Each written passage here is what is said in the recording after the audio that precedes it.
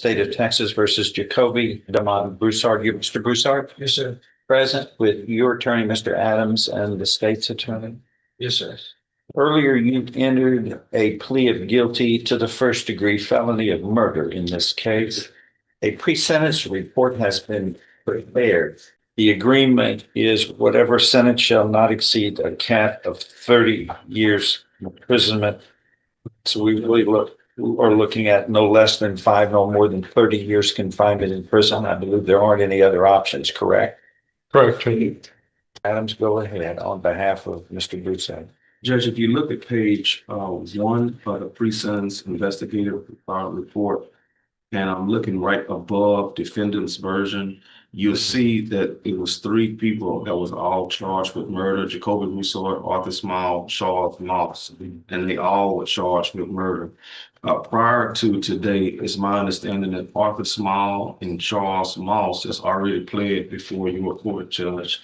And Mr. Helm can correct me if I'm wrong. At the time, Mr. Small was already on probation in your court for another case. And then I believe Mr. Moss and Mr. Helm can correct me if I'm wrong. I understand he ended up pleading for, I believe, 15 years, 20 years, 15 years, I believe. When you look on page 1, Judge, you see specifically where Mr. Thomas was shot at the canal. And then he apparently had got into a fist fight, and I'm reading specifically where it says when he witnessed the fight between Thomas and Trey Moss. Trey Moss was the one who was already in your court, and I believe he took a 15-year deal. He is the one that got into the physical fight with the deceased in this case. I'll just show him that he was shot twice. One to the thigh and then one to his abdomen. Okay. So our position. Copy this. Yeah. Yeah. So our position, I can make a copy. You have Got it. Oh, So what I'm saying, Judge, is that there were 2 shooters, and we believe to make in line with what my client said, where he said in the defendant's version of what happened. how many times was the complainant, the victim shot? Well, we know he was shot twice because he was At least. because one was to the thigh, and that's what I'm looking at right there, and the other one was to the abdomen. So we believe that there was 2 shooters, and with the 2 shooters, and that's revealed, and there was 2 wounds, and I was letting you see where I got that from. It's our position that the wound to the abdomen came from Mr. Moss, and then apparently the wound to the thigh would have been my client, Mr. Broussard. And Judge, if you look specifically, and I'm ready. Why do you say that? Because Well, how can you determine that not being present no, and not having any other scientific evidence to support that other than because he was there. okay, it's what he's telling you. Right, because he was there, because he saw everything. Judge, what I'm saying So what is it you're saying his responsibility was? What did he do? what I'm saying with there being with the victim being shot twice, I think, hey, he's a party to the offense. But what I was asking, Judge, is that when you look specifically to his criminal history, unlike Arthur Small was on probation when this happened, and he agreed to be a witness for the state to testify against my client. And then unlike Mr. Moss, who's the one that's actually having the physical confrontation with the city, it wasn't my client. And I'm asking, if you just read from the PSI, the guy who's the instigator of all of this is Mr. Moss. He's the one that's beating up the man and having a physical fight with him, and he's the one that has more incentive to shoot him than anybody because he got to fight.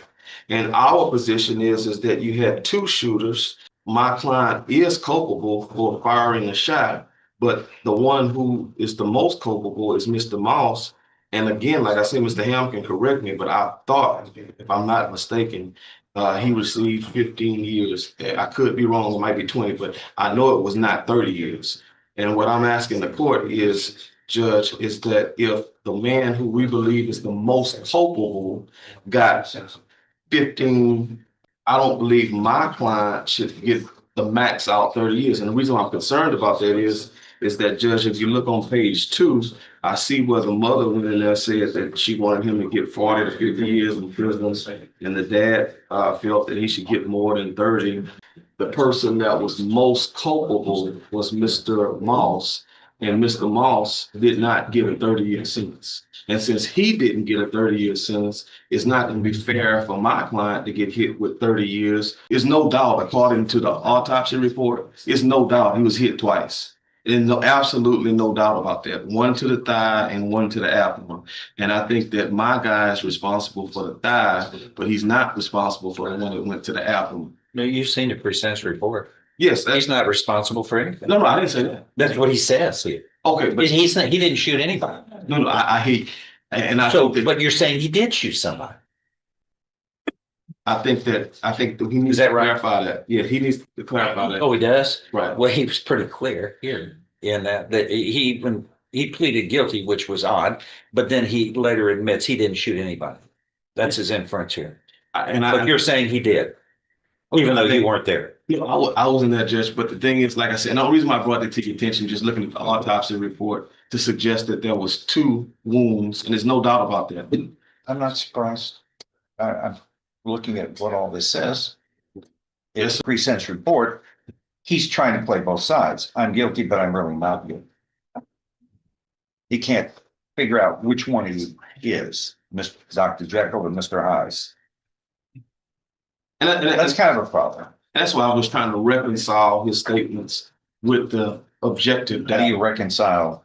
He didn't shoot anybody, who's pleading guilty, and he wants to accept responsibility. How does that work? How does it work?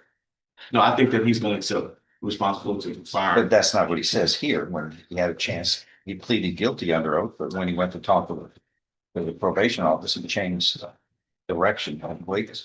Do you know what happened here? A human being died. A human being, one of God's creatures. You had responsibility with that as well as the other person. Look, you killed somebody. You feel anything bad about that? Yes, sir, I do. Oh, do you? You Yes, sir. certainly weren't forthright here at the probation office. You want to just interrupt me? No, sir. That's the way you are, isn't it? No, sir. I get the feeling you like to control the situation, like you controlled this shooter. You seem to be the boss. No, sir. Well, that's the way it looks. No, sir, you're the boss, sir. Well, no, that's the way, and that's not the way this pre-sentence report appears. You want to play both sides. Mr. Small pled to a lesser included offense of manslaughter and received 8 years TDC. That was all part and parcel of an agreement for him to testify against Mr. Broussard. He stated at the time of this incident and reaffirmed And during. you feel, by the way, you feel like that is fair and appropriate under the circumstances. Yes, sir. Go ahead. He's stated early on and then reaffirmed during trial preparation that Jacoby Broussard is the only person that shot Christopher Thomas on that date. There was a 4th person that was there. That individual's name was Ladarius, and he's Ladarius Lofton, and he's been cooperating since the incident occurred. He was one of the 4 individuals in the car, and thanks to him, he came forward whenever this body was found and told the Port Arthur Police Department about the fact that this young man was actually killed. Up until that time, they had not seen the bullet wounds in the body. The body was found in the ditch, but they mistakenly believed that it was some kind of an overdose. Had Mr. Lofton not stepped forward, we never would have gotten to the point where a murder investigation would have proceeded. He was not charged. He was present at the time, and he says again that it was Jacoby Broussard that was the shooter in this incident. So that's an uncharged individual out of this incident, and the reasons why. Arthur Small was not on probation, as defense counsel said. His agreement is based upon his cooperation. The other defendant, Charles Moss, only entered a plea after Mr. Broussard accepted responsibility. He did that on November 13th. He is waiting sentencing. His agreement was a lesser included offense of a manslaughter. Now, this all goes back to, and the whole reason why we're here talking about a cap of 30 for this individual is that factually, Mr. Adams did get one thing right. There were 2 wounds. There's nothing I can prove that there were 2 shooters. The experts were ready to come forward to show that the 2 wounds that occurred on this came from 1 gun. That fits with what the other 2 witnesses were prepared to testify. That puts a responsibility on this man for killing Christopher Thomas on that day. That Mr. Moss was involved in the situation. There was a fight between Mr. Moss and Mr. Thomas prior to the incident, but there's no evidence other than this man's suggestion that Charles Moss was a shooter. And I agree with Your Honor, as you always do, you honed in on the fact that he wasn't accepting responsibility. He really hasn't done it today. His lawyer has. He stated emphatically in the PSI report that he was there, but he didn't do it, that it was Charles Moss, shifting the blame over to him.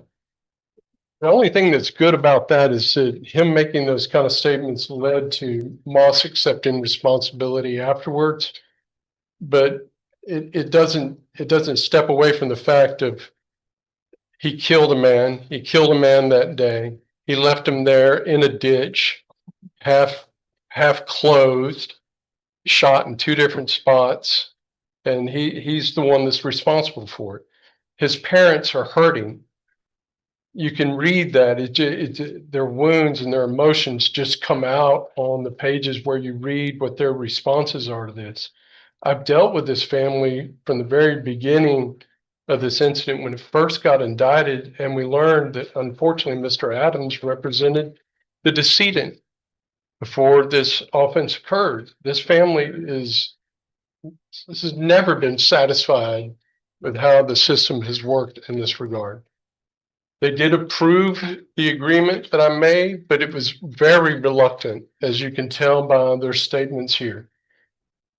I have no doubt as I stand before the court that the man responsible for the death of Christopher Thomas is right before you.